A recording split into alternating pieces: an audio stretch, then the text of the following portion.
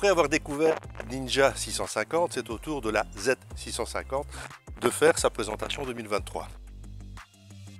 Pratiquement la même moto avec quand même des différences.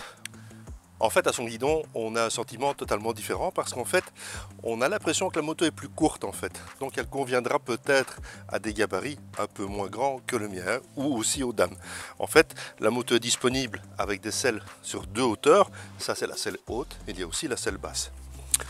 Le guidon est plus large, le guidon est plus haut et de ce fait, on a l'impression d'être sur une moto qui est peut-être plus urbaine que la Ninja qu'on avait vue précédemment. Parce qu'en fait, le guidon donne une préhension supplémentaire, mais en termes de comportement, en termes de moteur, d'agrément moteur, on se retrouve sur quelque chose de totalement similaire, évidemment, à la Ninja 650. Le traction control a évidemment fait son apparition sur la moto cette année. Cette évolution, ce n'est pas une révolution, le traction control, tout le monde le connaît. C'est finalement bien de l'adapter à pratiquement toute la catégorie et à toutes les cylindrées. C'est un gage de sécurité. Tout ce qui va dans le sens de la sécurité à moto est toujours bon à prendre. Et il ne faut pas oublier que Kawasaki n'ont jamais été les derniers en termes de sécurité. Alors, ici, on est dans la gamme Z. Rappelez-vous, la gamme Z a fêté ses 50 ans l'année dernière. Lors de cet anniversaire, on avait vu quelques versions anniversaires qui avaient été éditées par la marque. Et on est tout à fait dans la lignée de la Z.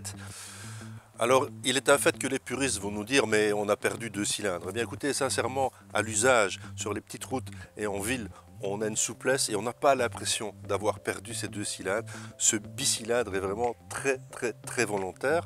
Et finalement, ces 68 chevaux qu'on pourrait juger un peu anodins sont bel et bien là. Et il y a des moments où on se dit, il y en a plus que ça. J'ai dû regarder sur la fiche technique pour être bien certain d'annoncer les bons chiffres. J'avais vraiment l'impression qu'on en avait au moins 10 de plus, tant ce moteur est volontaire et surtout amusant.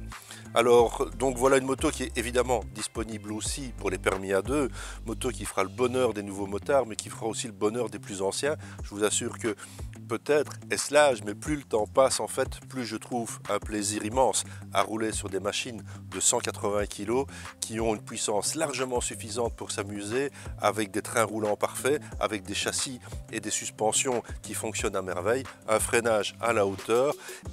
Alors que ce soit sur la Ninja ou sur la Z, on a ce tableau de bord TFT et ce tableau de bord TFT, il est paramétrable en fait, que ça soit en positif ou en négatif, ce qui permet d'avoir toujours une visibilité excellente. Il offre les paramètres principaux qui sont affichés de manière claire.